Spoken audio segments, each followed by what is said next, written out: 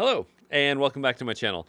Today we're going to go ahead and cover something that has been of interest to me for the past I don't know, couple months, and that is AI, artificial intelligence, in particular ChatGPT. It's a pretty popular one. I think it's really the one that kind of started the AI craze, or at least making it mainstream, putting it in the public eye. Anyway, so I've been utilizing that quite frequently, for rewriting my resume and for writing certain emails and stuff. So it's been nice. It's a good tool. I think that's something that we need to remember. It cannot consume everything we do. We can't let it do everything because I think it'll make us dumb, and we don't want that.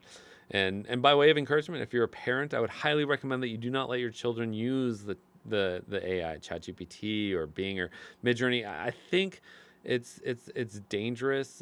For example, it's a topic in my household, and my oldest son was, he's doing school, and he asked my wife, his mom, why do I need to do this if AI can do it for me later? And like that's concerning. We do not want our children to think that they can just get away with not doing anything, not learning.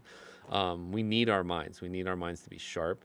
And sometimes, yeah. So just recognize it as a tool, and I'd be careful with letting your children utilize it because I think they can become dependent on it. We don't want that. Let's go ahead and start. I've been using it. I've been using Midjourney in particular to create art.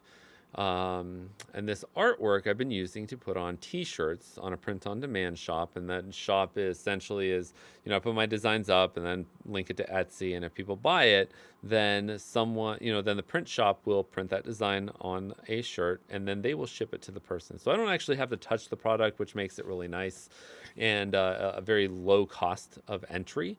And especially with something like this, I don't have to pay someone to do designs. At some point at some point I think it's going to become so obvious that people are using AI that the human touch is going to become not the thing, what people want to go for and look to.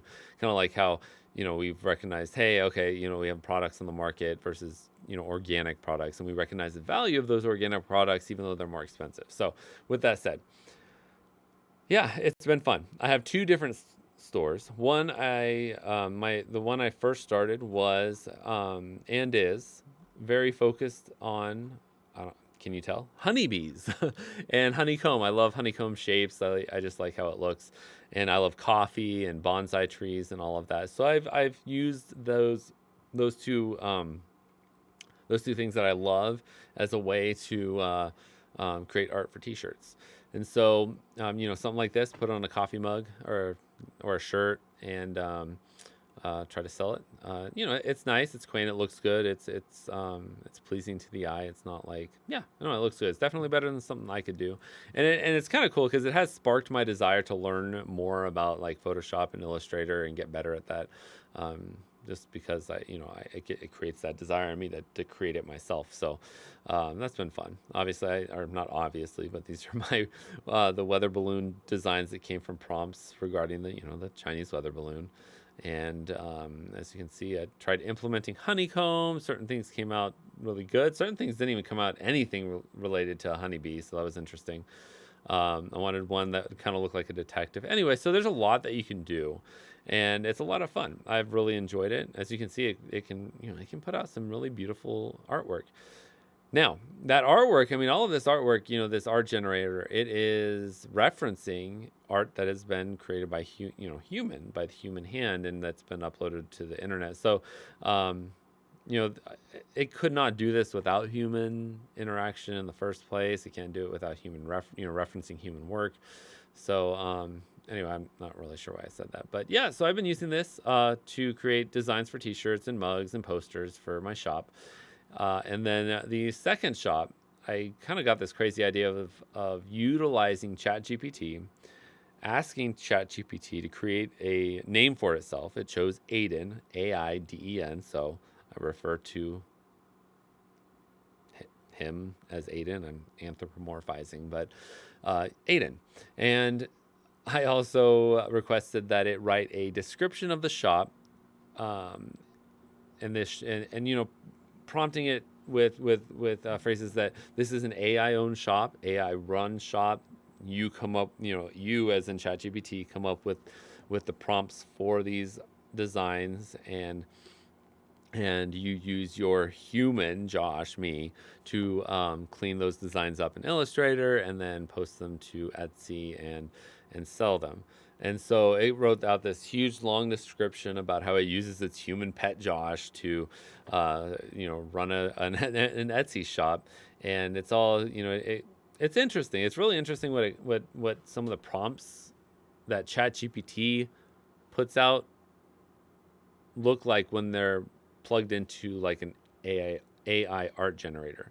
For example, this one was the resulting image should reflect the intersection of art, technology, and artificial intelligence, and how they will work together to shape the future. Incorporate abstract patterns, shapes, and textures that are inspired by the complexity and innovation of AI, showcasing its potential to transform the world around us. Play with color, contrast, and composition to create a visually striking and thought-provoking piece that captures the viewer's attention and imagination. So interesting, right? It came out with this. At least it was one of the artistic variations it came out with, and I mean, I like it. It's visually pleasing, and I'll put it on a shirt for that shop. Um, so it's fun. It's kind of something I'm interested in. My wife says that I keep talking about it, so I should make a channel about it and share.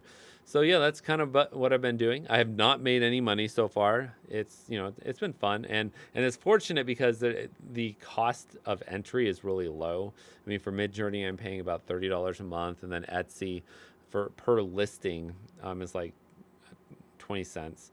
So I mean, yeah, I'll probably stop after I get 100 designs on each shop, and then focus on getting those designs plugged into Pinterest and then on Facebook, and then hopefully we'll see some growth and see some money come in as a result. But we'll see. Yeah, so thank you for watching. I know this wasn't really an informative video. Again, I'm pretty new to all this, and I just wanted to kind of share with you or anyone who's watching. And yeah, I hope that whatever you're doing, whatever your aspirations are, just do it. I just want to encourage you to go ahead and do what you want to do. If you want to start a YouTube channel, do it right now. I hindered myself in starting something like this with my mentality is all or nothing. So yeah, I'm like, I want the fancy intro, I want this and all of this before I can start a YouTube channel. But my wife finally convinced me to just start it, and as I go along, I'll start adding things like intros and making it a little more fancy and stuff. But for now, this is the way it's going to be. Thank you for tuning in, and you have a great day. Bye.